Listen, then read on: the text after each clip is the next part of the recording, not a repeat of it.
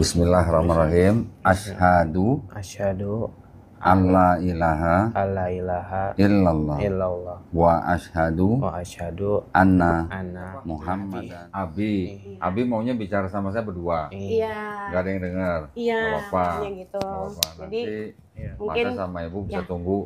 Jadi saya minta tolong, mungkin ini yang bisa saya sampaikan ke Iya. Koko, permasalahannya apa. Selanjutnya mungkin saya izin menunggu di sana aja, iya. gitu ya. Mohon maaf ya Bu ya. Iya, nggak apa-apa. Saya mengerti. Iya. Istilahnya ini hal pribadi bagaimanapun. Tadi juga dia nanya adik aku nggak ikut kan? Enggak, aku bilang gitu. Oh, adiknya belum tahu. Adiknya nggak ada yang tahu. Yang tahu cuma saya, pembantu dan papanya. Dan ini juga baru tahu karena saya mau tidak mau menumpang tidur di sini dulu, gitu. Jadi gitu kok. Jadi selanjutnya silakan. Ya, Bu. Terima kasih Ya, banyak. sama-sama.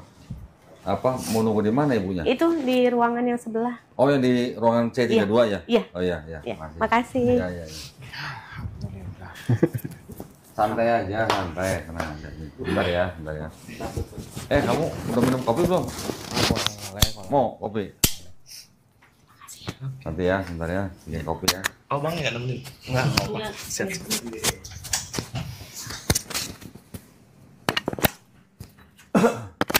Tok minta kopi, Tok.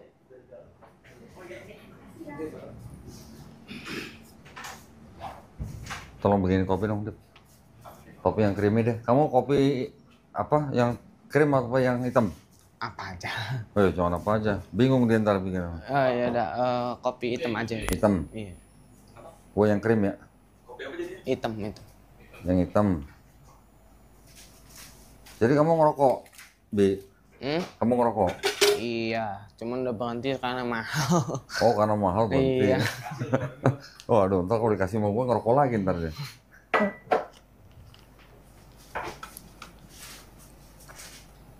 Rokok gue juga habis lagi nih.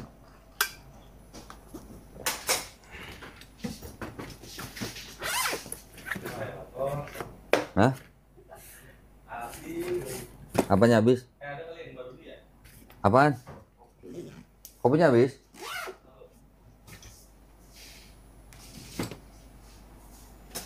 Terus kamu ke gereja mana? Namanya Gereja Kristus Raja Karawang. Di Karawang? Iya. Kamu tahu gereja itu dari mana? Nyari-nyari aja kok. Nyari sendiri? Iya. Manggilnya kok Pak, Bang atau? Koko aja nggak apa-apa. Mau beli dulu nggak Pak? Hah? Boleh deh sekalian beli rokok.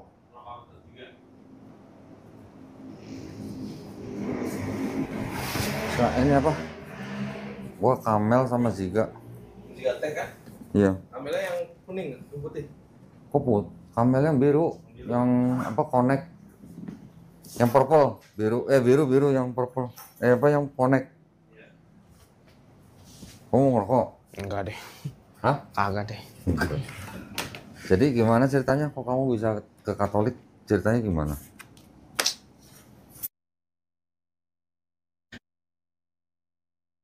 Sering yang ulang-ulang lagi. Yang nanya siapa aja sih? Ya orang-orang, ya mamah juga, terus sama. Mama. Kamu tertarik sendiri ke Katolik atau ada yang ngajak?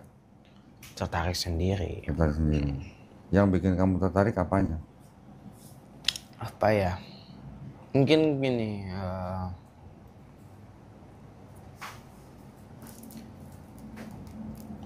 Awal ceritanya ya. Teman-teman saya tuh kayak orang itu mandang orang-orang Kristen tuh kayak orang Israel gitu. Orangnya bejat banget, orangnya akalnya tuh gak ada banget gitu.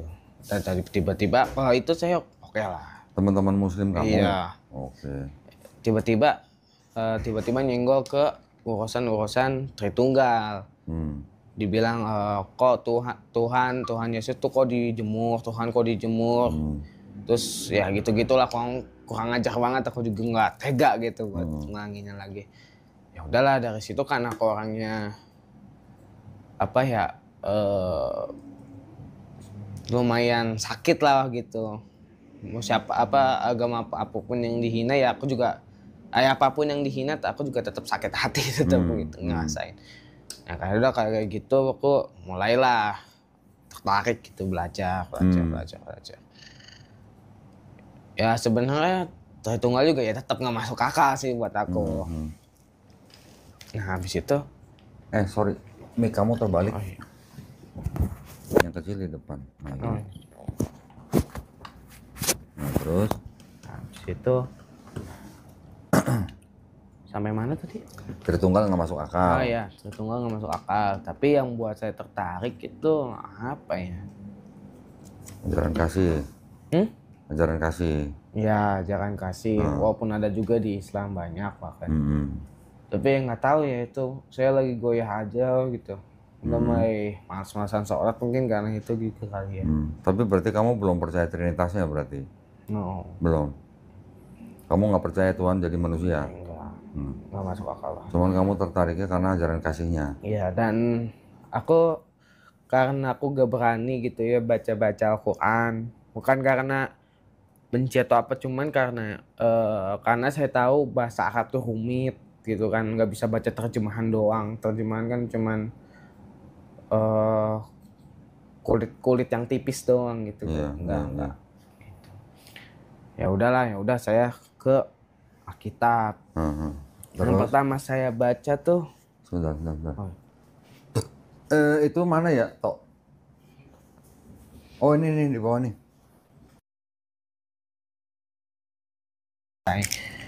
saya kan tanya ke ChatGPT yang memuat kisah-kisah tentang Yesus itu apa aja gitu. Matius apalah gitu.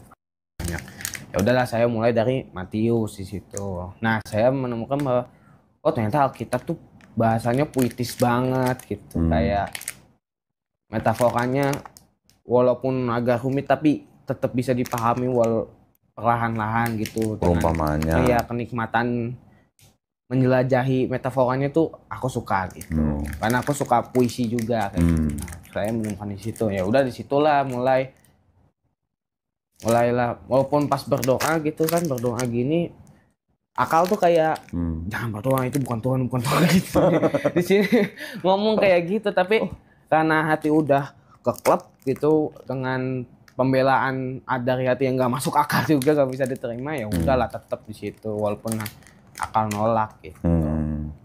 Keren kamu masih punya bisikan begitu. Alhamdulillah. Terus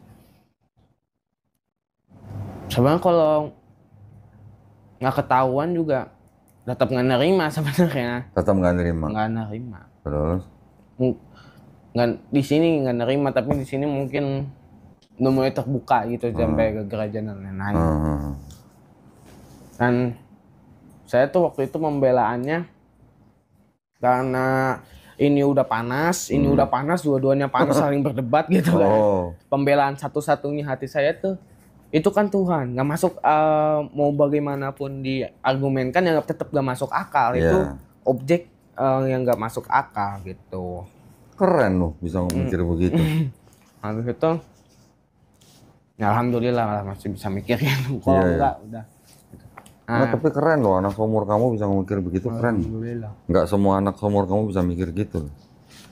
Habis itu ya tapi kan yang nggak masuk akal dari Tuhan itu satu-satunya cuman hakikatnya, bukan cuman esensinya doang yang masuk, yang nggak bisa dinalar, tapi aksidennya bisa. Kayak konsep tauhid itu kan. Konsep tauhid di mana? Di Matius?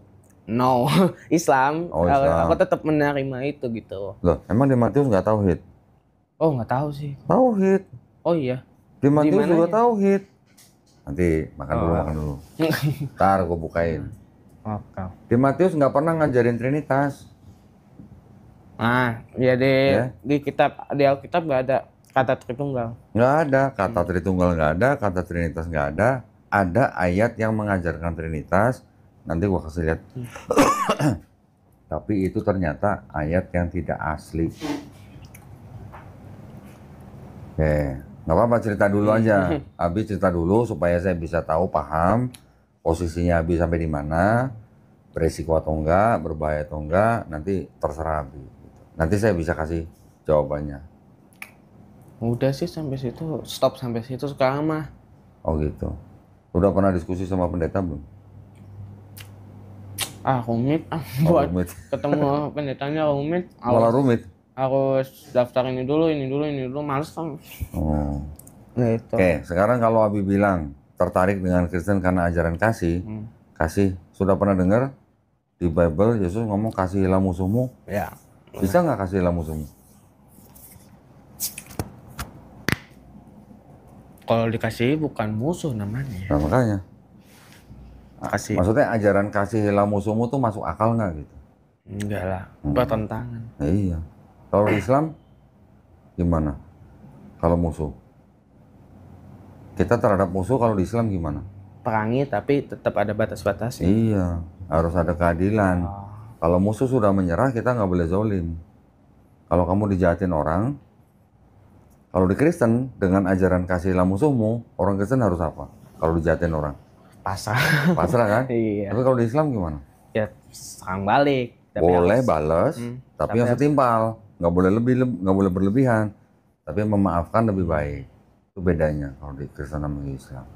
Tapi kalau kasihilah musuhmu, gimana Matilah kita. ceritanya? Gimana ceritanya kita harus mengasihi musuh kita? Terus kita harus mengasihi harta kita kepada perampok atau gimana? Enggak. Ya kan?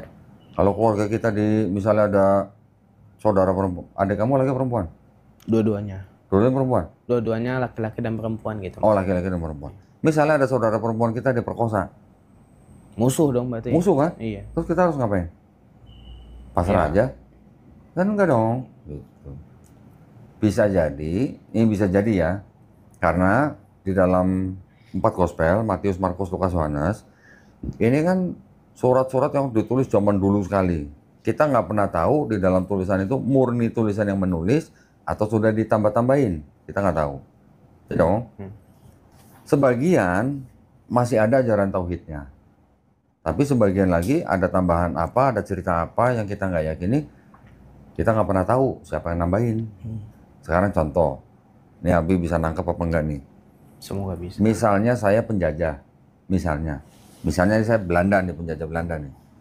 Saya datang ke sebuah bangsa, belum negara nih, masih bangsa nih, bangsa Indonesia. Kan masih suku-suku lah ya. Saya datang ke suku, salah satu suku, bahan hasil buminya saya ambil. Karena saya penjajah. Hasil buminya saya ambil, terus saya kasih buku ke orang yang saya jajah, saya kasih buku, kasihilah musuhmu. Gimana? Musuhnya bangsa itu siapa? Penjajah kan? Nah, gimana ceritanya kalau hasil bumi saya ambil, tapi saya kasih buku, kasihilah musuhmu. Sama aja, jangan serang gua, jangan Nah serang iya, gua. nah iya itu maksudnya. Berarti bisa jadi kasihilah musuhmu itu bisa jadi sisipan atau tambahan dari penguasa pada zaman itu. Siapa? Romawi. Nah bangsa Israel kan pada zaman itu kan dijajah sama Romawi. Ya Kalau kan? pakai agama aman. Nah, bisa jadi, ya ini kan hanya teori pemikiran. Bisa jadi orang Israel pada waktu itu dikasih buku, kasihilah musuhmu. Betul nggak? Bisa jadi ya. Bisa jadi. Benar. Tuh.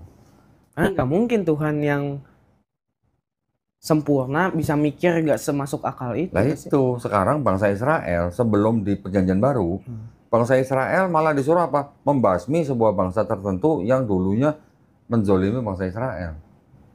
1 Samuel 15 ayat 3. Sekonyong-konyong tibalah satu ayat Tiba-tiba ada ayat kasihilah musuhmu. bertentangan. Nah itu. Oh. Ya, ini masalah kemanusiaan lah. Ya, kok bisa ajaran kasihilah musuhmu? Padahal kalau kita dijajah, masa kita mau diam aja? Itu maksudnya. Ada lagi nanti ajaran yang dianggap tulisan Paulus. Nah, Paulus tuh menarik. Setiap pemerintah itu adalah berasal dari Allah. Setuju segala. nggak? Segala pemerintah berasal dari Allah. Setuju nggak? Oh gimana tuh jelasin coba? Enggak. Ada gambaran jelas gitu. Nih, nanti dulu ya. Bentar. Handphone. Ini masuk akal nggak gitu?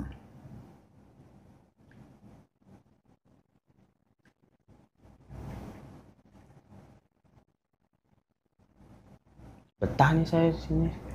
Oh, kalau mau baca-baca nanti sebentar.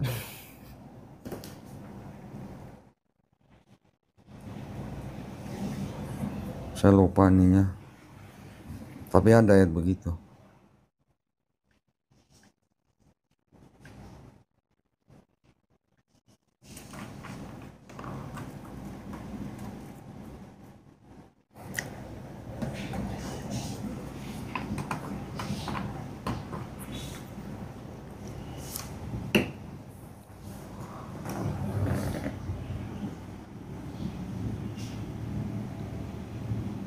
Ini ada di surat Roma.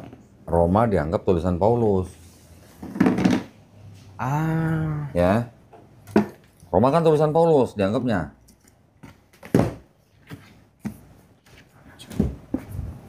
Roma berapa tuh? 13:1. Kita baca di sini, sama nggak main di situ?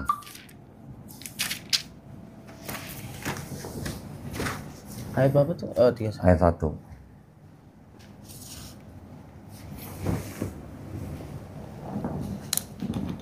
Nah, udah. Sama nggak? Sama. Sama. Make sense nggak? Enggak lah, Tuhan maha adil. Tiba-tiba ada pemerintah yang nggak adil. Nah, Pertentangan. Kan? terus mau dibilang pemerintah itu berasal dari Allah? Nggak mungkin. Benar-benar. Itu maksudnya. Kita pikir lagi, kira-kira bisa jadi ini sisipan dari penjajah Romawi atau bukan? Karena yang menjajah Israel pada waktu itu adalah Romawi. Bisa jadi. Oh, kok kayak diktator ya? ada sisipan-sisipan diktator. Loh ya bisa dong. Iya, Lah itu dong. yang bikin siapa? Kan nggak ketahuan siapa yang bikin. Oh, iya. Benar? Iya. Kita harus tahu konteks nih. Apa aja yang harus kita ketahui? Konteks sejarah, konteks tradisi. Bangsa Israel punya tradisi, ada konteks sejarahnya juga sedang dijajah oleh sebuah bangsa. Pada zaman Yesus masih hidup, kan penjajahan Romawi kita tahu dari tahun 63 sebelum Masehi sampai tahun 600-an, sampai diambil sama sahabat Nabi Umar bin Khattab. Betul kan? Ya. Ketika Yerusalem dikuasai oleh pasukan Muslim, selama 600 tahun lebih Palestina dijajah sama Romawi. Nah, kalau ada ayat-ayat begitu, mungkin nggak itu berasal dari penjajah? Mungkin Gitu. sekali. Kemungkinan besar. Kalau omongan saya ada yang salah, tolong disanggah. Yang kecil bukan yang gede. Ya udahlah, ya udah. Dok ya. Iya. Sama itu tadi, kasihlah musuhmu. Kalau kasihlah musuhmu itu bisa nggak diterapkan untuk sebuah masyarakat? Nggak bisa diterapkan. Kalau cuman diterapkan untuk diri sendiri, mungkin masih bisa, mungkin. Tapi kalau udah berurusan dengan masyarakat, kasihlah musuhmu bisa nggak dimasuk ke dalam pengadilan? Hancur lah dunia. Nggak bisa kan? Iya. Nah, gitu. Kalau namanya udah di pengadilan apa urusannya? Harus namanya aja pengadilan, adil. Berarti harus ada keadilan buat semua orang. Gimana mau Gitu. adil bawa kasih musuh? Lah iya, lah kalau kasihlah musuhmu masuk pengadilan, nggak ada penjara penuh, pasti kosong. Gak ada penjara Nggak ada bahkan. penjara, nggak perlu penjara, gitu maksudnya. Paham ya? Gitu. Jadi saya ketika melihat kitabnya agama lain, saya nggak berani menghina, nggak. Tapi saya hanya menunjukkan ada ayat begini maksudnya gimana. Gitu. Yang mikir sendiri gitu. Ya, kita nggak membicarakan apa namanya. Tadi kan Abi bilang nggak mempermasalahkan trinitasnya karena sulit dimengerti, gitu kan. Sudah kita tinggalkan Tidak dulu. mengatakan tidak masuk akal. Ya, kita tinggalin dulu. Tapi ajarannya kira-kira make sense nggak buat kita? Gitu. Yang dilakukan oleh gereja apa? Hanya melintir sini, melintir sana, melintir sini, melintir sana. Kalau ada masalah kasih ke negara. Kalau dia dizolimi sama orang misalnya, perampok, dibunuh segala macam, kan orang Kristen tetap cari keadilan. Cari keadilannya kemana? Ke negara, ke polisi, ya kan? Itu urusan negara, dibuang dari sini. Orang Kristennya tetap bilang kasihlah musuhmu, tapi musuh itu harus dihukum tetap. Ya hukum siapa? Negara, Kambing hitam. ya kan? Berarti agama ini tidak bisa dipakai untuk sebuah negara atau masyarakat. Karena nggak mungkin masuk ke dalam pengadilan, kasihlah musuhmu. Paham kan? Tapi ada juga masih kebenarannya. Contoh,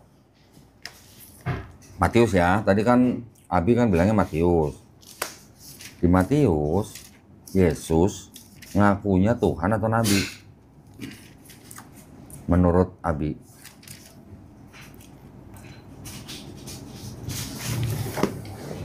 Ini judulnya apa? Yesus ditolak di Nazaret. Terus Yesus bilang begini.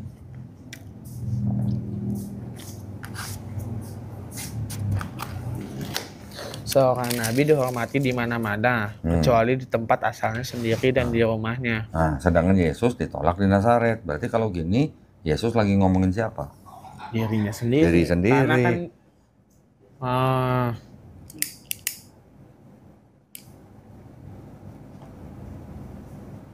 Berarti Yesus lagi ngomongin siapa? dirinya Diri sendiri. sendiri. Kalau Yesus ngomongin diri sendiri, berarti Yesus ngakunya Nabi atau bukan? Seorang nabi. Nabi. Konsisten harusnya kan Betul pasti kan? dari kalimat pertama. Ya. Sekarang, orang lain nyebut Yesus sebagai apa? Guru dan Tuhan. Hah? Guru dan Tuhan katanya. Itu Yohanes 13:13. Tapi ini, Inilah Nabi Yesus dari Nazaret di Galilea. Nabi Yesus. Orang banyak nyebut Yesus Nabi Yesus. Ya kan? Bukan Tuhan Yesus kan? Nah, kalau Abi bilang guru dan Tuhan, kan adanya di sini. Apakah ayat ini konsisten? Ini kan, kamu menyebut aku guru dan Tuhan. Dan katamu itu tepat sebab memang aku. Saya kasih lihat ini. Ada ini, ada ini. Banyak versinya ya? Banyak.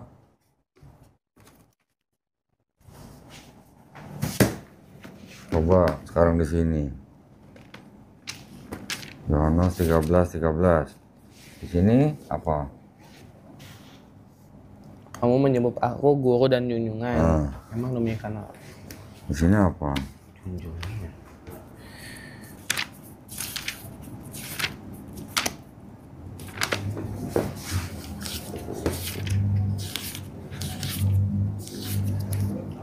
Oh dan Tuhan, junjungan. Tuhan sama junjungan sama nggak? Enggak lah. Ini apa? Om manggil aku kawan dan Tuhan. Tuhan sama Tuhan sama nggak? Enggak. Kenapa bisa jadi ada yang Tuhan, ada yang junjungan, ada yang Tuhan? Kayak typo ya jatuhnya. Bukan typo, sengaja. Oh. Sengaja.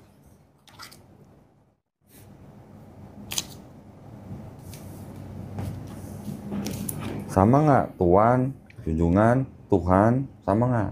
No, enggak. Ya. Gue bisa buktiin karena ada barangnya. Kalau nggak ada barangnya saya nggak bisa ngomong. Ya.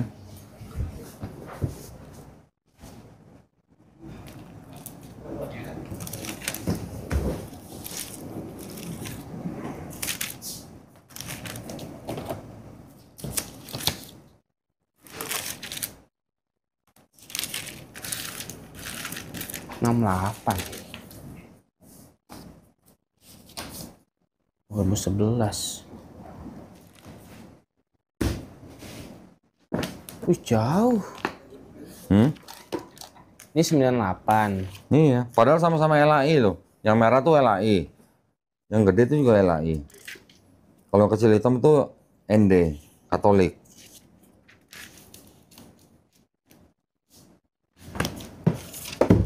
Kan Abi kan belajar Katolik kan? Iya. Ini kitab Katolik nih. Oh. Ya. Dari sini aja kita bisa ngelihat nih.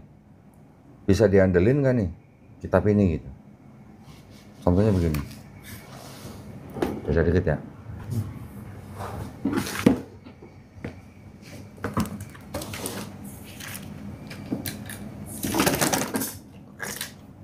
Nih, kira-kira Yesus kalau begini bacanya, Yesus lahir tahun berapa?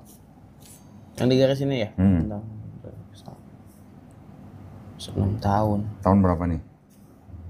Mana sih? 6. 6 Sebelum Masehi. Masehi. Ya, kan Masehi ini di sini nih. Iya. Sesudah Masehi, sebelum Oh, Masehi. iya. Ya. Yesus lahir terjadi ke sana gitu. Oke. Ini Bible yang nulis sendiri nih. Yesus mungkin lahir tahun 6 sebelum Masehi. Oke. Sedangkan di di Lukas, Oke, 6 sebelum Masehi. Oke. catat ya, ingat-ingat ya. 6 sebelum Masehi. Catat ya. Ini kita berdasarkan sejarah aja nih. Lukas pasal 2. Tadi di sini Yesus pada zaman apa nih? Pada zaman siapa nih? Di sini nggak ditulis ya. Kita lihat di sini. Di Matius. Matius nih. Yesus lahir pada zaman siapa nih? Percobaan bukan. Nah, ini kisah favorit. Nah, ini penyingkiran di Mesir. Berarti di sini Yesus lahir pada zaman siapa? Silakan dibaca. Yang 2 ya. Raja Herodes. Herodes. Nah, catat ya, Herodes Agung namanya. Oh, handphone? Oh, enggak. Apa handphone? Sebelum Masehi. Cek di sini. Herodes matinya kapan? Kita cek. Ini Lukas. Nih. Ini kata Bible ya. Herodes baca matinya tahun berapa? Ya, pokoknya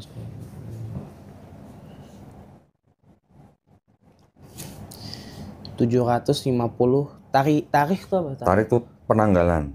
Oh, tarikh Romawi. Tarikh Berarti Romawi. menurut Penanggalan Romawi. Terus?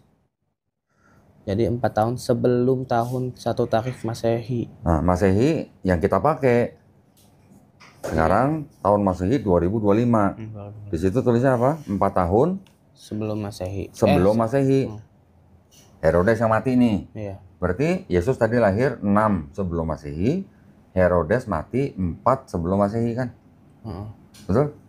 Iya. Catat dulu nih ya. Bentar. catat 6 dulu. sebelum Masehi. Yesus lahir pada zaman Herodes.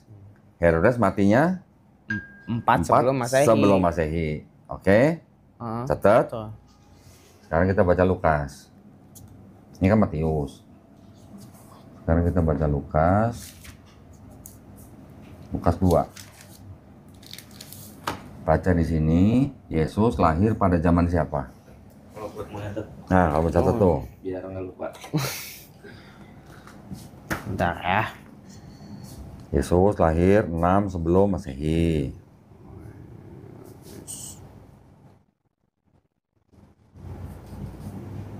Herodes mati tahun 4 sebelum Masehi. Udah? Enggak. Sekarang baca yang Lukas 2, Yesus lahir pada zaman siapa?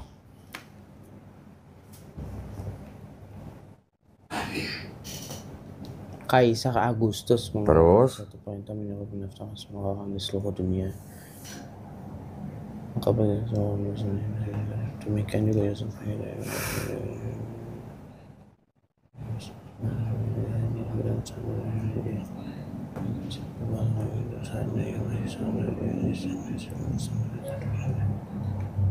Udah ini. Ada Kirenius nggak? Oh iya nih, Quirinius benar. Nah, Menjadi wali jadi apa? negeri di Syria. Jadi wali negeri ya? Iya. Nah, kapan itu tahun berapa? Nah, nggak ditulis kan? Enggak. Kita cari informasi di sini. Nih.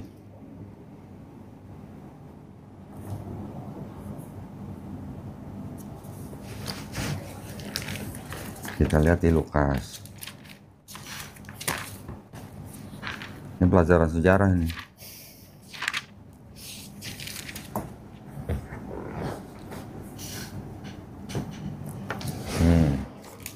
Lukas 2 nih. Lukas 2 kan? Sama kan tadi kan Lukas 2 kan? Iya. Ini ada keterangannya. Kaisar. Tahun berapa Quirinius jadi wali negeri Syria?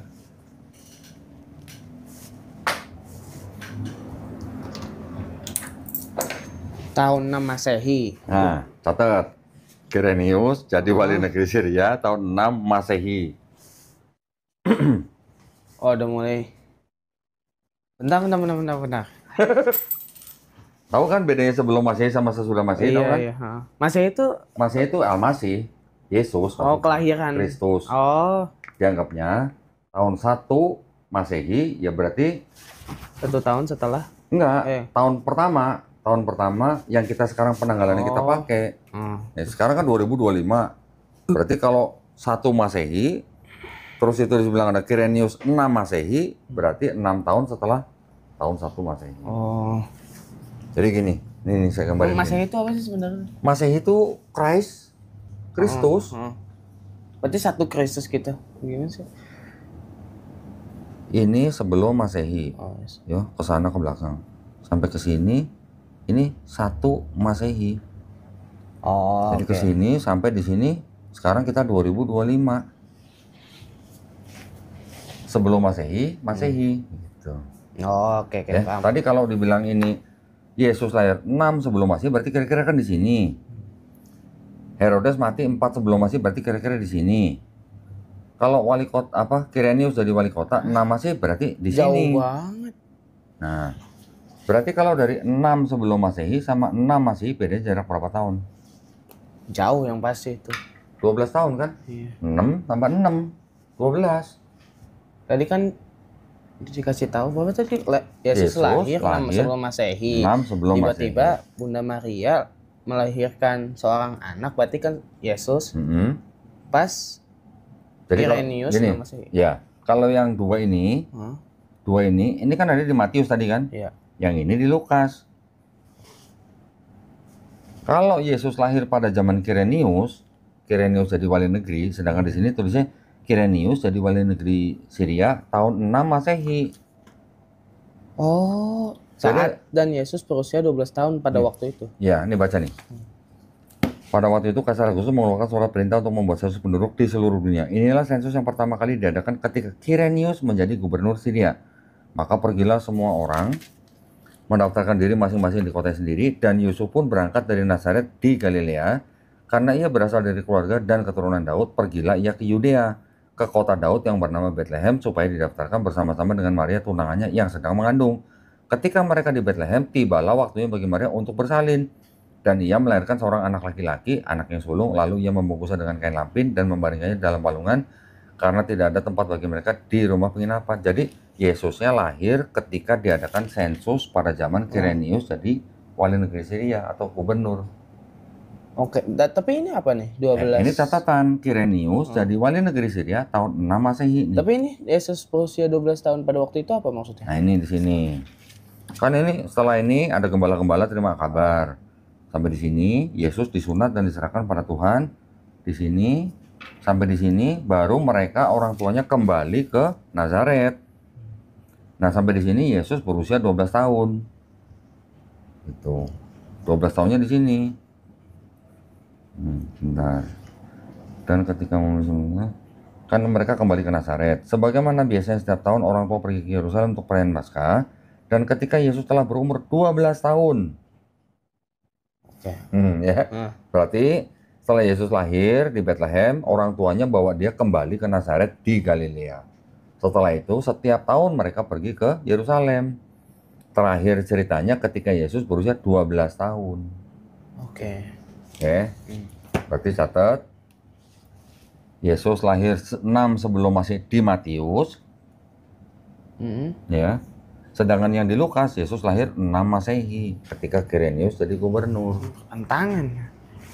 Ada jarak berapa? 6 sebelum Masehi, 6 Masehi, 6 tahun, 6 tahun, 12 tahun jaraknya. Berarti ada berapa Yesus di Matius dan Lukas? Waduh. Nah, loh. Berarti bukan Tritunggal itu namanya. Nggak usah ngomongin Tritunggal dulu lah. Ngomongin sejarah kelahiran Yesus saja udah salah. Antara Matius dan Lukas beda 12 tahun. Benar? Yang ngomong ini loh, bukan gua loh. Dia susah mau disalahin sama. Gimana mau nyalahin? Yang ngomong ini.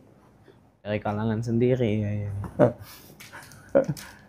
Kalau gereja bilangnya apa? Paling Lukas salah mencatat tanggal. Gitu. Kalau salah mencatat tanggal, apakah bisa disebut ini firman Tuhan? Nih, gua kasih tahu nih. Gimana? Lukas apa? Lukas khilaf sebagai juga. Lukas tuh rasul. Lukas itu dianggapnya dalam tradisi Kristen, dianggapnya sebagai tabibnya Paulus dan teman seperjalanan Paulus. Tradisi Kristen mengatakan surat Lukas ditulis oleh orang bernama Lukas yang merupakan tabib dan teman seperjalanan Paulus. Oke. Berarti kayak sahabat-sahabat Nabi gitu. Ya, tapi Lukas nggak pernah ketemu Yesus. Oh. Lukas itu tabibnya Paulus dan teman seperjalanan Paulus. Nggak pernah ketemu Yesus. Jadi Paulus tuh rasulnya. Paulus itu adalah awalnya dia adalah sebenarnya juga orang Yahudi juga. Dia dia dari suku Benyamin, tapi ibunya dari Tarsus. Dia mengaku bahwa dia adalah orang Ibrani asli. Dia adalah mengaku pengikut Taurat tanpa cacat. Ya. Dan dia awalnya sebelum bertobat, dia adalah orang yang menzolimi pengikut Yesus. Ditangkap, dibunuh, dipenjara. Awalnya dia bilang begitu. Ada di mana? Di sini. Filipi pasal Masih mikir 3 yang ini nih. ayat 5 dan 6. 5 dan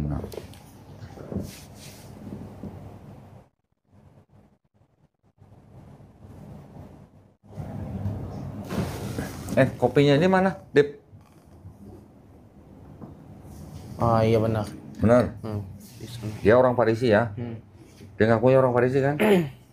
Sekarang buka Matius 16 ayat 6. Matius 16 ayat 6.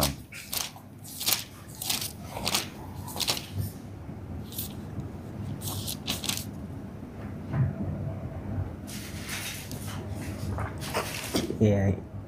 Berjaga-jagalah dan waspadalah terhadap ragi orang Farisi dan Saduki. Yesus sudah bilang hati-hati loh sama orang Farisi. Ya kan? Berjaga-jaga dan waspadalah. Hati-hati loh sama orang Farisi. Paulus orang Farisi. Berarti harus hati-hati sama Udah Paulus. disuruh hati-hati malah ngikut Paulus. Gimana sih lo? Gimana lo?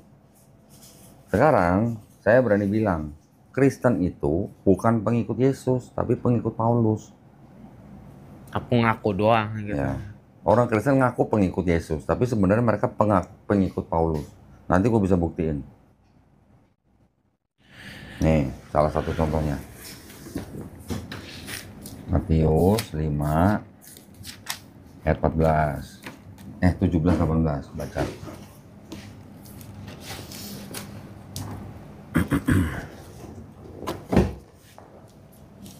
Baca dong.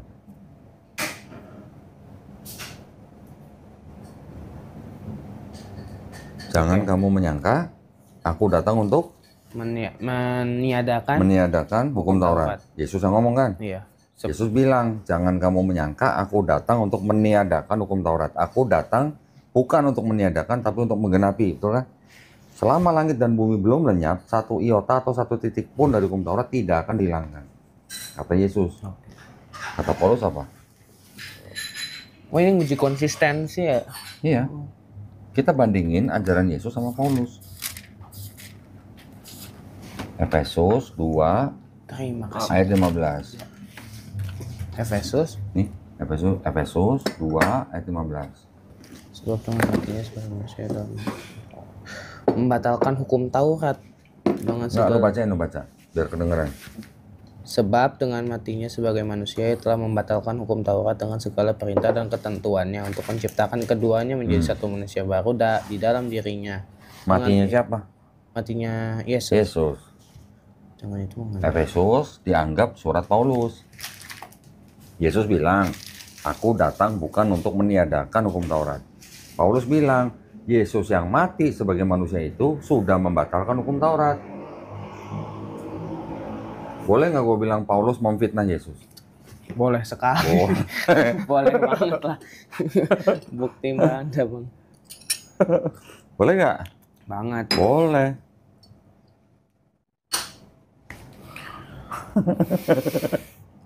Sekarang gue kasih tahu lagi bedanya. Kata Paulus, ya kata Paulus nih. Roma kan tulisannya Paulus. Roma 5:12. Baca. 15. 12. Oh, sebab itu sama seperti dosa telah masuk. Baca dong, biar ada suaranya. Sebab itu sama seperti dosa telah masuk ke dalam dunia oleh satu orang. Siapa satu orang itu? Sebab itu sama seperti dosa telah masuk ke dalam dunia oleh satu orang, Yesus. Siapa? Bukan. Oh, bukan. Siapa? Hawa, Oh. istri Adam. Iya. Ya kan? Kan dia yang pertama kali berdosa katanya. Makan buah kuldi katanya kan. Oleh dosa itu. Terus? Oh, ini Hawa berarti satu Ya, orang ini. ya. Dan oleh dosa itu juga maut. Demikian maut itu telah menjalar kepada semua orang karena semua orang telah berbuat dosa. Jadi karena dosa Hawa ini, semua keturunan Adam sudah buat dosa. Pernah dengar kan dosa waris? Pernah. Dengar dosa Dosa waris kan, iya. pernah kan? Sedangkan kata Yesus gimana? Kata Yesus, Matius 18 ayat 3, siapa yang terbesar di dalam kerajaan sorga? Pada waktu Yesus ditanya nih, siapa yang terbesar dalam kerajaan sorga kan? yang kalau kau tidak seperti anak kecil ini, Ya. kamu tidak akan Iya. Lalu tahu? masuk kerajaan surga. Yang Udah pernah nonton baca? sama pendeta yang sudah lah. Sudahlah. Pendeta sudahlah.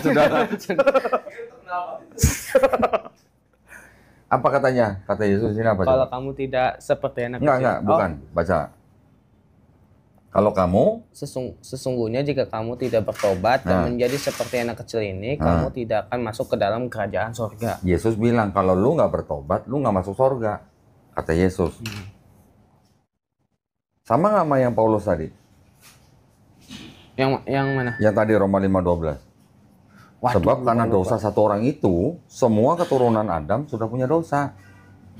Jadi kata Paulus apa lagi? Di Roma 10 ayat 9 nih. Ayat 9. Sebab jika kamu mengaku dengan mulutmu bahwa Yesus adalah Tuhan dan percaya dalam hatimu bahwa Allah telah membangkitkan dia dari antara orang mati, maka kamu akan diselamatkan. Jadi ajaran Paulus, kalau lu nggak ngaku Yesus sebagai Tuhan dan Juru Selamat, yang sudah dibangkitkan dari orang mati, kamu nggak selamat. Berarti dengan kata lain kan Paulus ngajarin orang Kristen supaya percaya bahwa Yesus yang mati, yang sudah dibangkitkan sebagai Tuhan, baru selamat, kan gitu. Sedangkan Yesus bilangnya kalau lu mau masuk surga, caranya gimana? Tobat, cuma tobat doang. Berarti kok akibatnya kalau ngomong kayak gitu, berarti orang kalau udah tobat tapi nggak ngakuin Yesus Tuhan, berarti sia-sia dong tobatnya. Nah, sekarang gini, gua tanya. Yang Yesus bilang di sini, kalau lu nggak tobat, lu nggak masuk surga. Anggap aja ada orang denger Yesus ngomong begini nih. Yesus Terus dia ngomong ke tobat. murid-muridnya nih. Terus dia tobat, terus dia mati, masuk surga nggak? Dengan rumus seperti itu. Oh iya, bertentangan jadi. Kalau pakai rumusnya Yesus, kalau orang itu tobat, Masuk surga. terus dia mati, ya masuk surga lah. Iya. Tapi Yesusnya belum disalib. Oh iya, pas ngomong ini belum disalib. Ya belum dong, belum Iya, masa disalib. kayak gitu. Iya. Kecuali kalau Yesusnya lagi begini, ada orang lewat, Yesusnya bilang, lu kalau nggak percaya gua Tuhan udah mati nih, lu nggak selamat. Itu lain cerita. Yesusnya ngomong, kalau lu nggak tobat, lu nggak masuk surga. Ada orang lewat, denger, tobat, mati. Yesusnya belum disalib. Jadi orang itu yang masuk surga, Pelan dong berarti kalau Yesus. berarti Yesusnya sebenarnya perlu nggak disalib buat tembus dosa? Enggak. Nggak perlu. Ya, tobat aja. Tobat aja. Aduh, nasib orang kudus di sini gimana? Dia nonton tuh aja. Orang Kudus, yang orang Pati tersinggung kemarin tuh. Aduh. Yang orang Semarang apalagi? Ini udah bener sebenarnya kalau tinggal dipoles aja. Enggak, nih ada semacam kayak mungkin teman-temannya dia ngebully orang Kristen atau Katolik, disamain sama orang Israel. Iya. Itu yang salah. Itu orang Islam yang begitu berarti mereka nggak tahu konteks. Salah itu. Salah. Kita juga harus pada proporsional lah. Ya. Memang banyak orang Kristen di Indonesia membela negara Israel. Itu memang benar. Itu memang salah kalau menurut ukuran kemanusiaan. Untuk membela orang-orang Muslim di Gaza, tidak perlu agama apapun. butuh kemanusiaan aja. Sedangkan Paus saja membela kan, mendukung kan supaya orang-orang Islam di Gaza kan juga tidak dibunuh-bunuhin. Paulus saja menentang pembunuhan orang Islam di Gaza.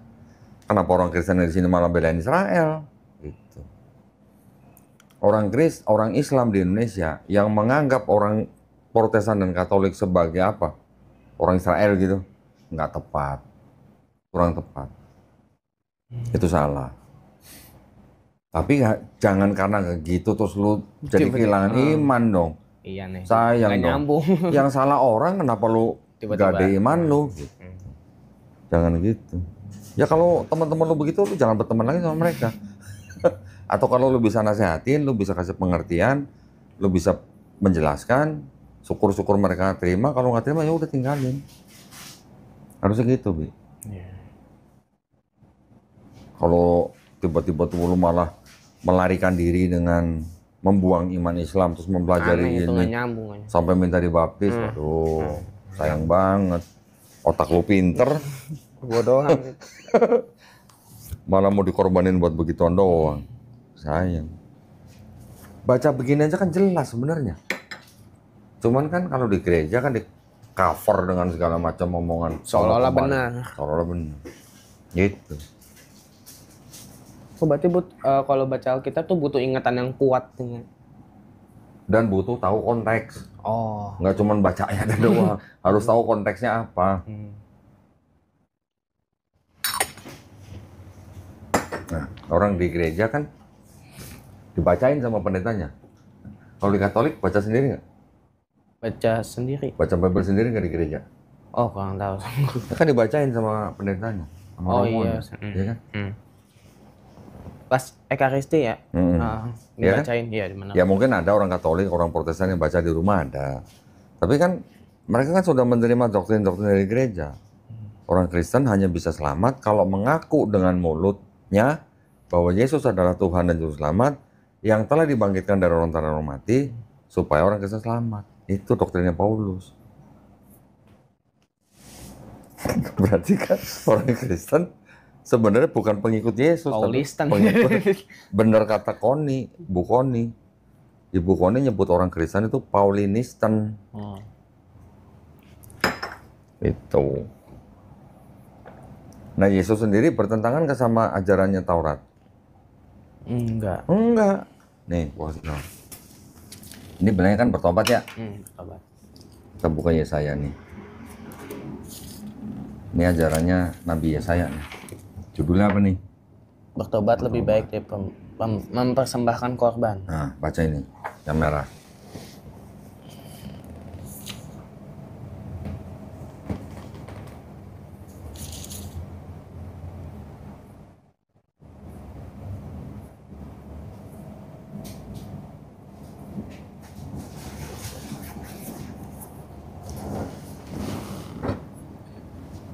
Oke. Kalau lu baca begitu, terus gua nanya gini, kalau ada ayat begitu, masih perlu nggak ada orang yang harus mati di atas kayu salib buat nebus dosa manusia? Nggak perlu lah. Hah? Nggak perlu. Lah iya nggak perlu kan? Kasihan mending itu. Nah, orang dosa yang semerah kirmisi, semerah kain kesumba bisa putih seperti salju. Kenapa harus ada orang yang mati di atas kayu salib? Maksudnya. Ya, bertobat kan? Ada lagi nih. Yes, yeah.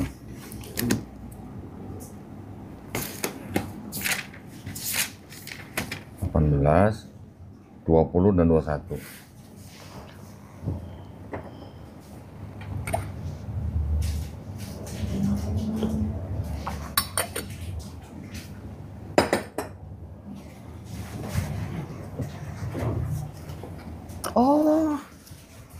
Oh ada juga. Ada. Enggak, aku pernah dengar ini di ayat Al-Quran atau hadis gitu. Nah, iya iya. benar. Lah iya, sekarang kalau di Quran Dosa gimana anak lu bakal- caranya kalau lu masuk jannah? Iya. Sebaik-baiknya manusia di mata Allah siapa? Ya orang yang bertakwa. Orang yang bertobat. Hmm. Bertobat itu udah paling baik. Dari apa? Ya dari segala dosa, dari segala maksiat. Di sini katanya apa? Orang fasik. Akan Tahu orang fasik apa? Iya, Tahu orang yang kan? berdosa gitu. Berdosa dan terus menerus. Enggak cuma dosa doang sekali. Iya. Dosa dan terus menerus berdosa disebut orang fasik. Orang fasik kalau bertobat dan melakukan ketetapan Allah hidup. Perlu nggak ada orang harus disalib di kayu salib? Nggak perlu lah. Ya kan? Jadi ajarannya nabi-nabi di sini bertobat hidup. Yesus bilang kalau nggak bertobat lu nggak masuk surga. Kan sama sebenarnya. Kenapa tiba-tiba berubah jadi kalau lu nggak ngaku Yesus sebagai Tuhan, lu nggak selamat. So asik ya. Beda kan? Iya. Gue bukan menafsirkan kitab suci orang ya. Cuman Gue cuma ngebacain doang. Iya. Beda apa enggak? Gitu aja. Oke, mereka punya otoritas untuk menafsirkan. Tapi kan ada ayat-ayat yang istilahnya kalau kita sebut tuh jelas gitu loh, nggak perlu tafsir. Babi haram, apa mau tafsir? Ya nggak? Kalau Yesus tidak membatalkan hukum Taurat, berarti kan Yesus hidup di bawah hukum Taurat. Kalau hidup di bawah hukum Taurat, sunat nggak? Sunat dong. Makan babi nggak? Enggak. Sekarang orang Kristen gimana? Ya seperti itu. Gitu. Sedangkan yang sekarang laki-laki masih sunat agama apa? Islam. Islam. Yang sholatnya sujud? Islam juga. Yesus sujud. Matius 26:39. Yesus puasa. Islam puasa. Islam sujud. Yesus nggak makan babi. Islam nggak makan babi. Yesus di situ diceritain ketika jenazah yang diturunin dikafani. Walaupun kita Islam tidak percaya bahwa Yesus atau Nabi Isa AS itu dibunuh dan disalib, ya, tapi dikafani. Nah, siapa umat beragama apa yang kalau mati dikafani? Islam. Islam. Berarti kita ngikutin apa yang Yesus lakukan di situ. Kristen sebagian ada, tapi sebagian banyak enggak. Aku sih semuanya ada aku sih. Kristen ada yang disunat, Kristen ada yang puasa, Kristen ada yang sujud. Tapi alasannya bukan. Tapi kecil-kecil gitu kelompoknya. Kecil-kecil. Paling Kristen Ortodok, Kristen Koptik, Kristen Advent. Tapi Kristen secara keseluruhan? Enggak. Yesus akikah nggak di sini? Akikah nggak? Wah belum baca itu. Lu akikah nggak? Kayaknya akikah. Akikah. Ini Yesus juga akikah nih. Akikah tuh yang motong kambing buat. Iya. Oh, Laki-laki berapa? satu. Dua. Oh, 2. Perempuan baru 1. Baca nih. Ayat berapa nih? Ayat 24. Dan untuk mempersembahkan korban menurut ini firman kan.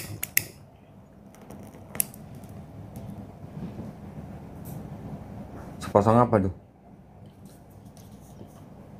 Burung terukur, Terkukur. terkukur atau 2 ekor. Itu kan berarti kan akikah. Oh. Semua anak laki-laki sulung harus dikuduskan bagi Allah, dan untuk mempersembahkan korban menurut apa yang difirmankan dalam hukum Tuhan, yaitu sepasang burung. Oh iya. Nah, itu kukur. Ya, itu zaman dulu syariatnya disempurnakan di Islam. Orang Islam akikah, Yesus akikah. Orang Kristen Malam-malam mingguan. Nah, malam mingguan. Malam mingguan. Lo dibaptis nggak? Hah? Dibaptis nggak? Enggak, belum. Untungnya belum. Masa sih? Belum. Enggak di Islam, enggak di Islam. Di Islam pernah dibaptis nggak waktu di Islam? Di Islam pernah dibaptis. Iya, pernah nggak? Maksudnya? Emang di Islam ada dibaptis? Ada. Lu nggak pernah mandi besar? Oh, pernah lah. Maknanya mandi besar di Islam itu dengan maknanya baptis orang Yahudi sama penyucian. Laki-laki keluar air mani, perempuan datang bulan, suami istri habis berhubungan, itu mereka dibaptis untuk penyucian. Tapi kalau baptisnya Kristen apa? Manusia lama ditenggelamkan, timbullah manusia baru, gitu kan? Beda. Power Ranger. Nah itu maksudnya. Iya.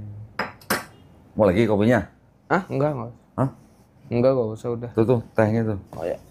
Itu dimakanin dong cemilan cepulunya. Iya. Itu Bi. Kita kalau nggak baca kita nggak tahu. Kalau lu cuma dengar pendeta, lu akan terdoktrin. Tapi kalau lu baca sendiri dan kita mikir, beda cerita. Kalau mikir. Kalau mikir, orang Kristen juga banyak yang baca tapi nggak mikir.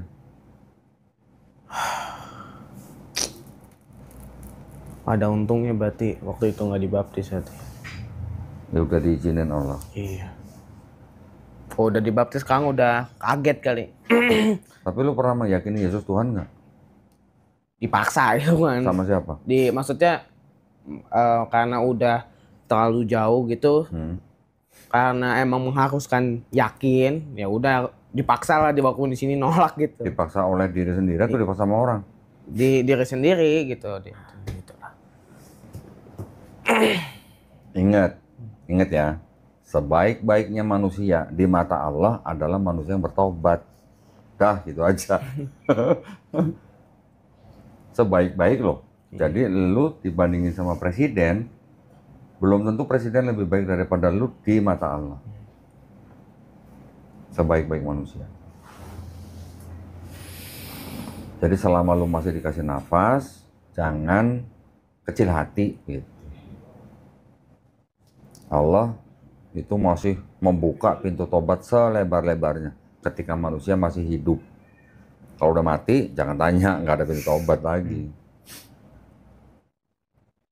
Lo pernah nggak melihat atau berpikir Islam ada yang salah gitu? Nggak bisa disalahin. Nggak bisa disalahin.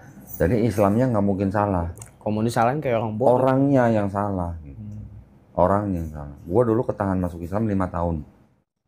Gara-gara gua ngeliat muslimnya. Salah. Nah itu makanya gua salah. Gua tidak boleh berdasarkan pengamatan terhadap muslim. Yang harus gua pelajarin ajarannya.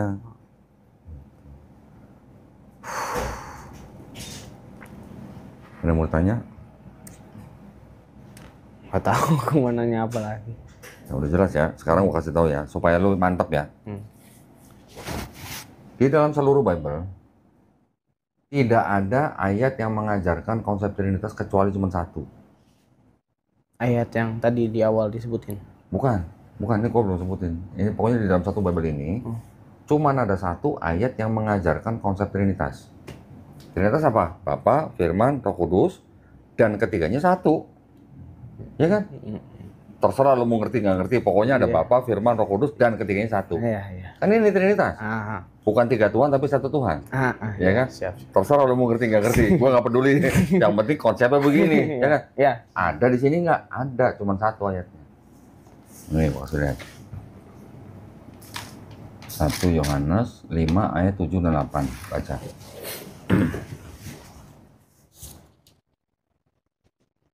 Sebab ada 3 orang yang bersedia.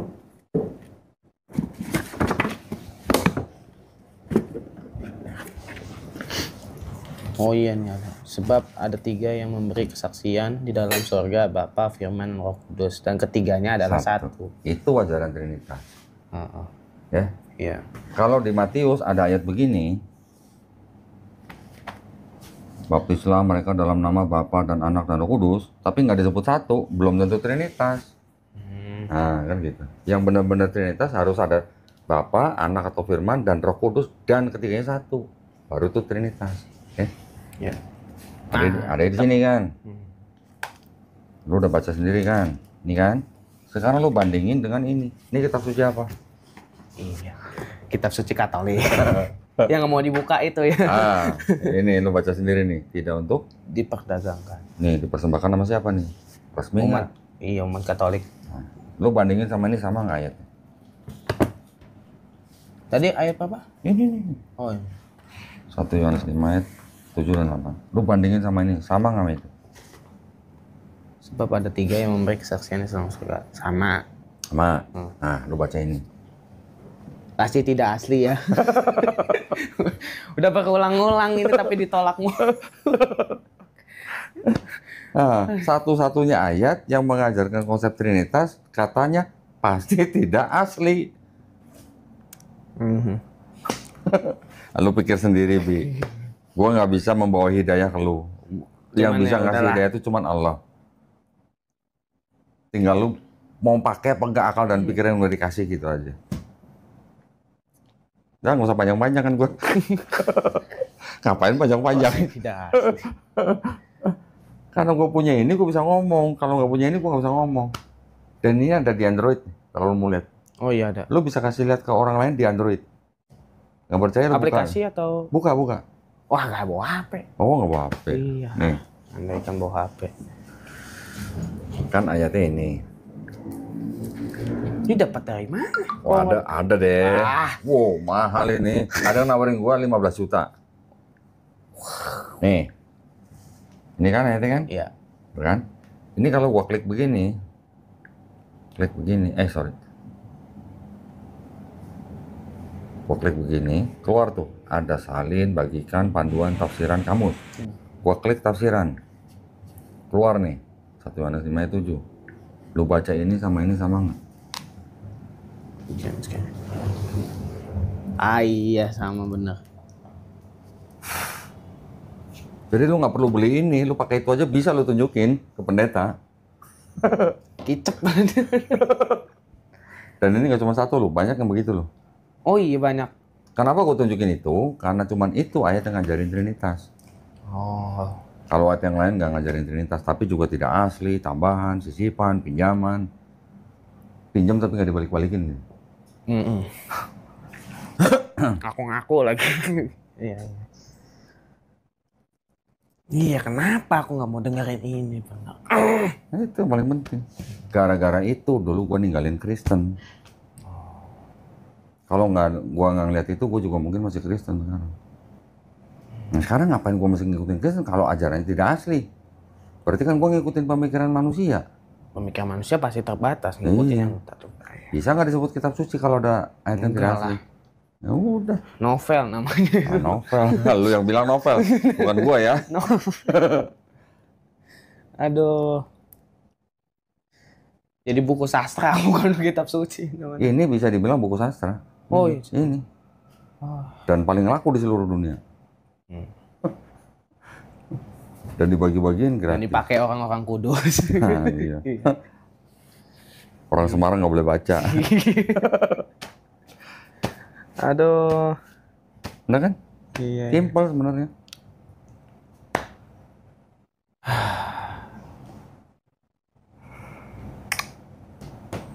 Kalau lu udah pernah meyakini Yesus Tuhan, bisa dikatakan lu udah pernah murtad.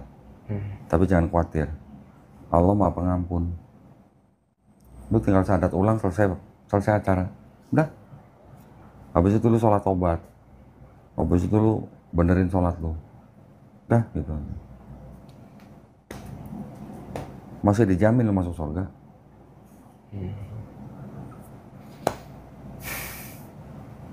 Gak usah macam-macam ini, nah ini, udah. Yang penting gua tobat, gua gak akan ngulangin lagi. Gua sholat yang bener, gua takwa, udah selesai. Ingat, sebaik-baiknya manusia di mata Allah adalah yang bertobat. Kan?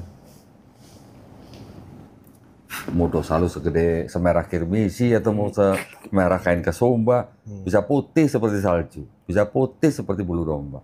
Selesai perkara.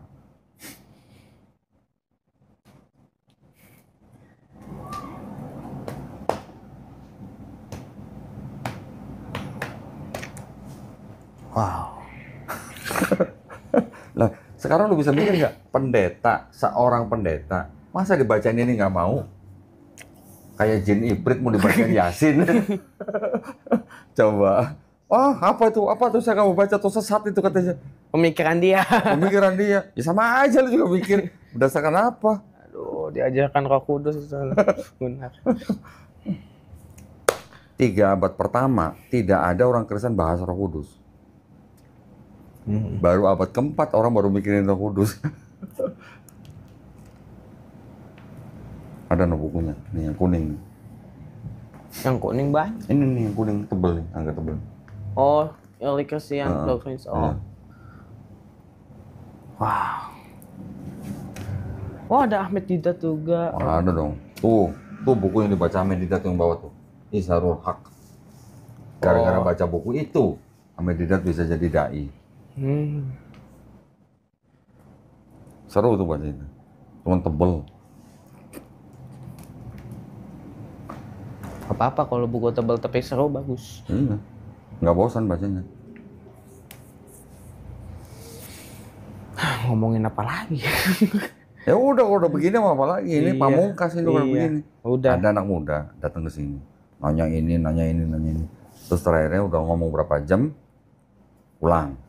Itu ngomongin lagi, pengen diskusi lagi, datang lagi. Begitu sampai sini ngomong sejam, langsung gua tembak ini. Kayak Sekarang saya kasih pamungkas ya, saya bilang gitu. Apa tuh? Kok buka ini? Begitu dia baca bengong. Hah? Saya nggak pernah baca yang begini gitu ya. Bener-bener ini pamungkas gitu. Karena ini udah intinya semua. Intinya. Iya. Rajanya udah mati di situ. Skakseter. Iya, skakseter udah. Aduh. Ya udah mau diapain lagi kalau begitu. Ya ngaku dia sendiri, kita nggak nuduh, ada buktinya, di Android aja ada. Artinya itu udah jadi rahasia umum untuk orang-orang yang mau belajar. Nah buku ini kan khusus buat calon pastor, bukan buat jemaat. Ada cetaknya cuma 3.000 nih. 3.000 sampah. Ini buat calon pastor. Makanya tidak untuk diperdagangkan. Lu cari di toko buku nggak ada yang jual.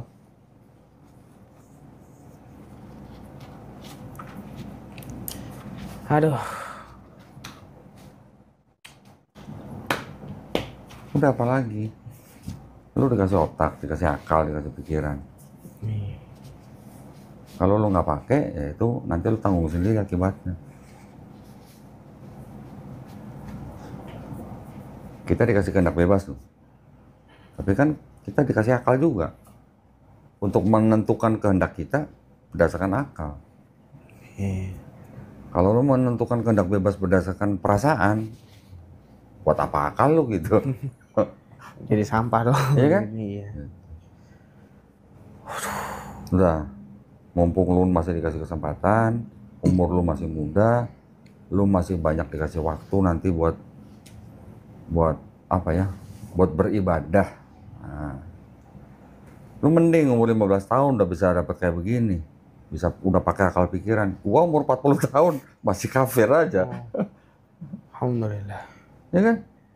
Lu harus banyak bersyukur, masih muda. Gua aja masih bersyukur karena gua masih dikasih kesempatan jadi muslim. Kalau lu mati bukan dalam keadaan Islam, Mati lah. udah nggak ada kesempatan lagi.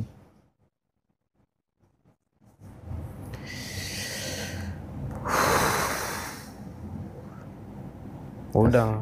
Kasihan nyokap. Iya. Kasihan nyokap. Lu masih punya nyokap. Itu artinya lu masih dikasih ladang pahala. Itu nyokap itu ladang pahala lu. Tahu nggak? Ladang pahala lu. Lu ngerawat nyokap, lu nyenengi nyokap, lu perhatiin nyokap, lu sayang nyokap. Itu pahala lu tuh. Bekal buat lu ntar kesono.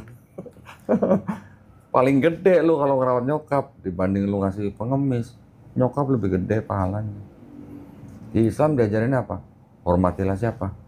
Untuk Ibumu. Pertama ibumu. Oh, iya, ibumu. Nah, ibumu baru ayahmu. Gila lu, dia yang mengandung kita, dia melahirkan kita, resikonya nyawa, dia membesarkan kita. Itu perintah Allah. Allah kasih ayat di Quran.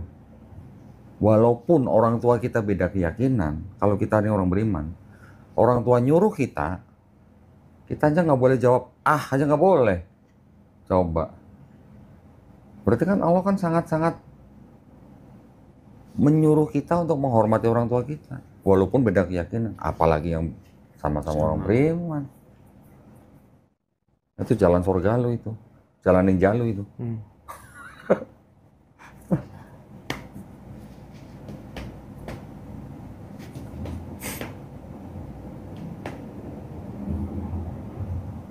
Lu buang pikiran-pikiran yang gini. Iya. Sekarang lu udah tahu, lu udah diizinin Allah buat ngeliat ini, lu udah usah banyak mikir lagi udah. Mumpung lu masih dikasih kesempatan, jangan sia-siain. Udah gitu aja.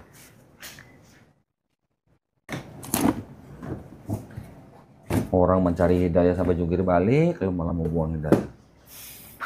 Bener, gua jungkir balik lu dulu, cari hidayah.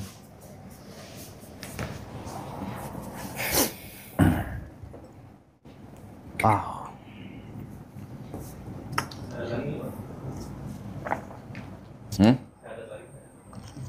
Udah syahadat lagi mah. Kapan? Waktu udah lama banget. Berminggu-minggu yang lalu, bukan lama berarti, yang lumayan lama.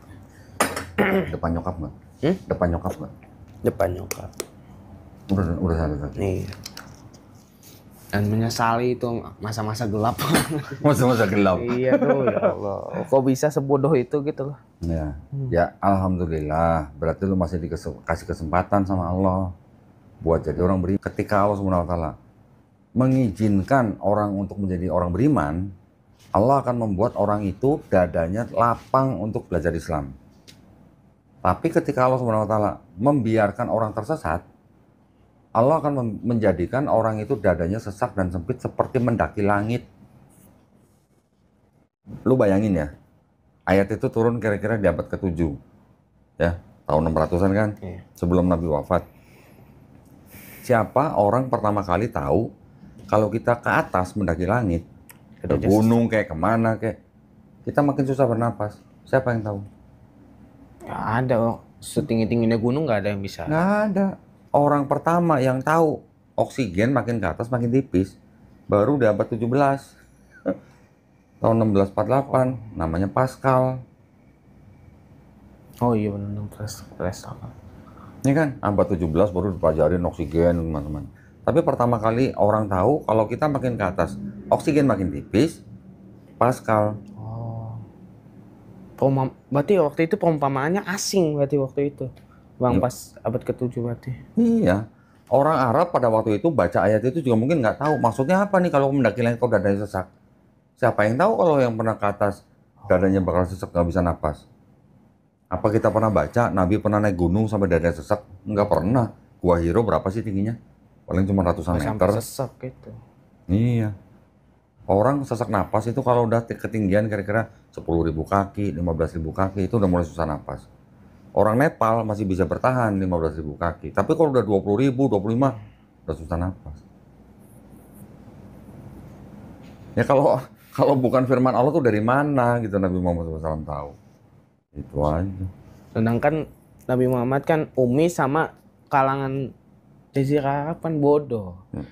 Ya bukan bodoh, maksudnya bukan bodoh IQ rendah bukan. Tapi bodoh mereka itu maksudnya tidak terbiasa dengan tradisi tulis-menulis gitu. Yang tradisi mereka itu adalah oral. Jadi orang hafal lebih keren daripada orang yang baca-baca tulis pada zaman itu. Ya, artinya kan baca-bacaan dari apa? Dari luar-luar nggak bakal masuk ke sana. Nggak masuk.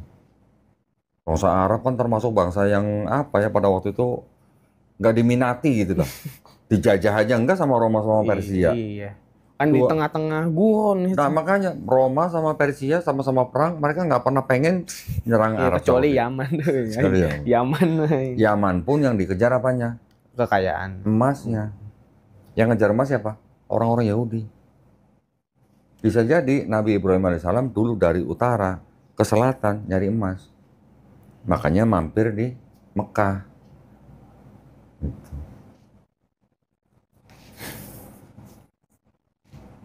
Lu kalau udah pegang iman, jaga yang kuat. Jangan sampai lepas.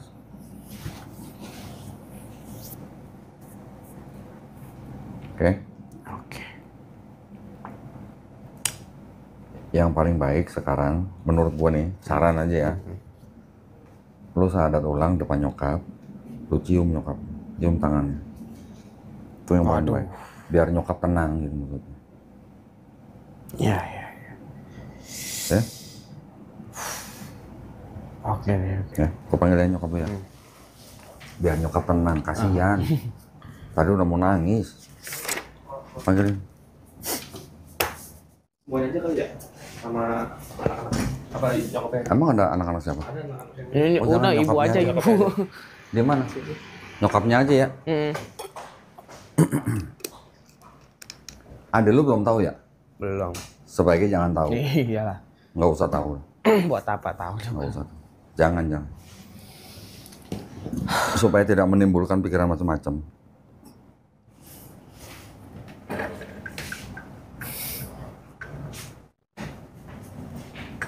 Nyokap itu, aduh, kalau masih punya nyokap itu, aduh, nyokap gua meninggal dalam keadaan kafir.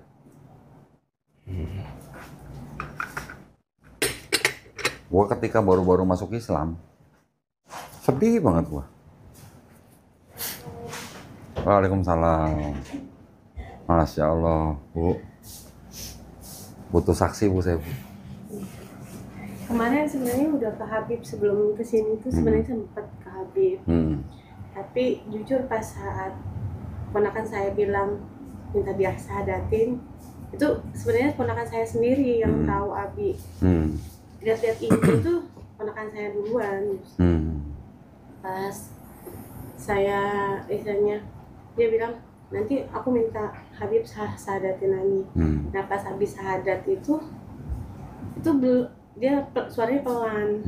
Jadi saya nggak mau maksain dulu lah gitu dengan posisi dia belum tahu ilmunya ya gitu. Dan saya juga membimbing dia juga belum bisa sepenuhnya gitu. Dan sekarang Ibu saksiin ya. Bismillahirrahmanirrahim. Asyhadu alla ilaha illallah wa asyhadu anna Muhammadan Rasulullah. Aku bersaksi tiada sesembahan yang hak selain Allah. Dan aku bersaksi Nabi Muhammad adalah utusan Allah. Cium Ibu.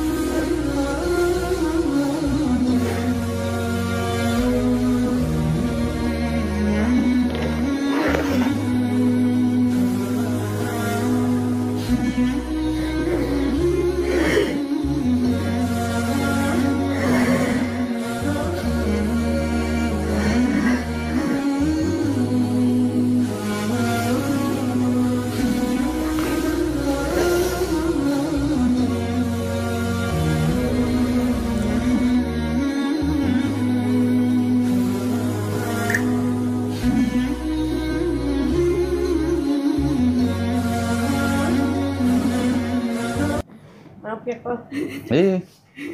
Saya jadi pengen nangis nih. Alhamdulillah. Bagaimanapun tetap aja saya punya rasa bersalah ya. Walaupun entah itu berpengaruh atau tidak sama Abi gitu dengan perpisahan orang tuanya gitu. Ya tetap saya mah selalu bilang maaf gitu. Ke anak-anak juga maaf, selalu bilang maaf. Gitu.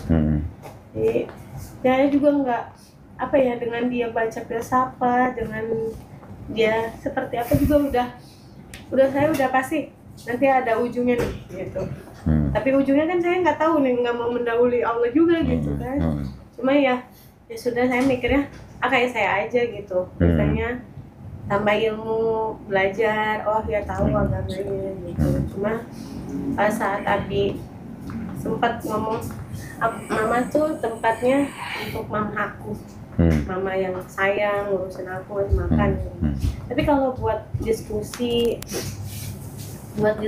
atau buat apa cerita, menurut aku tuh mama masih bodoh ilmunya kata Abi gitu. Jadi saya ngerasa nggak sakit hati, nggak apa, memang harus belajar terus gitu kan gitu. Cuma saya kan dengan kayak gini menurut saya ya Allah ini tinggi banget ujiannya kok gitu. Menurut saya tuh udah yang ini melawannya Allah gitu. Bukan yang kalau misalnya kenakalan itu mungkin saya masih bisa ya gitu. Tapi kalau udah sama Allah ya Allah ini gimana, sama kemarin juga sama ponakan cuma bisa nangis. Tete kalau dibilang nggak sanggup kayak pengen diambil aja deh sama Allah gitu. Cuma kan kalau diambil Abinya dengan posisi kayak gini.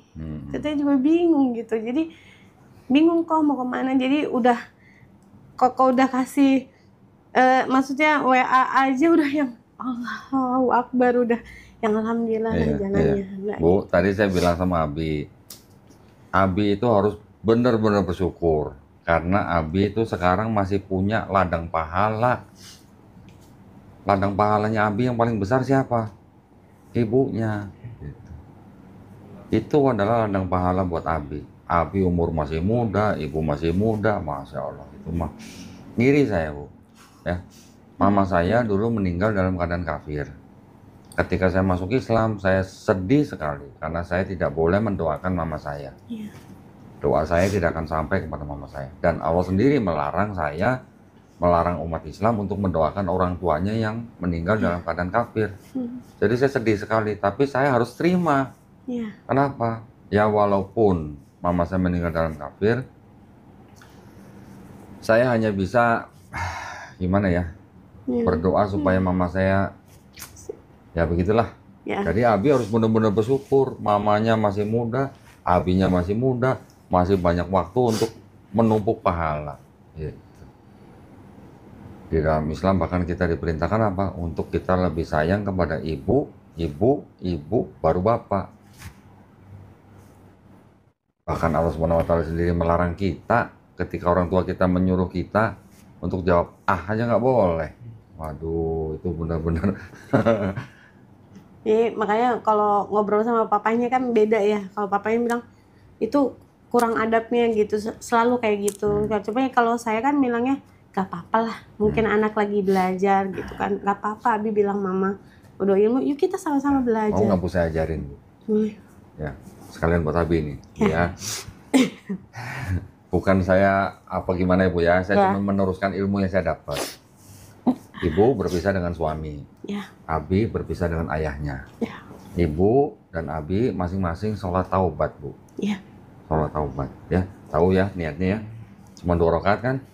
Tapi sebelum sholat taubat, sebelum membaca niat, Ibu membaca dalam hati atau membaca teks juga boleh. Ibu minta ampun kepada Allah SWT. Abi juga begitu ya. Dan sebutkan nama suami ibu, Abi sebutkan nama papanya, bahwa kalau ibu dan Abi punya salah kepada suami atau ayah, mohon juga dia, ruhnya dia juga mengampuni kita. Ya, kita juga mengampuni dia. Supaya apa? Supaya tidak ada dendam segala macam. Ya, jadi walaupun ibu sudah tidak serumah, Abi juga sudah tidak serumah, tapi supaya ruh kita nih tidak ada dendam gitu. Ya. Setelah itu baru ibu baca niat sholat taubat, ibu sholat taubat. Insya Allah Bu, hati ibu, batin ibu akan tenang. Begitu juga Abi, ya. Walaupun begitu, walaupun tidak tinggal sama papanya, tapi Abi juga tetap harus hormat kepada orang tua. Walaupun sudah tidak bersama, gitu ya. Tidak boleh dendam, tidak boleh bagaimana, sampai ada rasa gimana, nggak boleh. Tetap itu adalah orang tua kita. Tanpa ayah, tanpa ibu, tidak akan ada Abi di dunia ini. Ya. Apapun perbuatan orang tua, itu adalah tanggung jawab mereka masing-masing kepada Allah SWT. Yang Abi perlu lakukan adalah hanya menghormati kedua orang tua kita. Gitu, gitu. Masih banyak harapan buat Abi, ya. Jangan sampai putus ngajinya. Kalau misalnya agak males ngaji yang seperti biasa, coba cari metode lain Bu. Ada metode rumah nun, ada metode apa kan untuk ngaji kan? Nggak seperti yang mungkin yang buku Iqra 1, 2, sampai 6 gitu misalnya. Coba metode-metode lain yang bisa. Insya Allah. Saya aja masih ngaji Bu. Ya, benar. Ya. Bener-bener Bi, kamu harus bener-bener bersyukur, kamu masih dikasih kesempatan sama Allah SWT. Nah, sekarang jangan mikir macam-macam, konsentrasi di situ. Ya. Cukup dengan 3 catatan ini aja kok Bu tadi.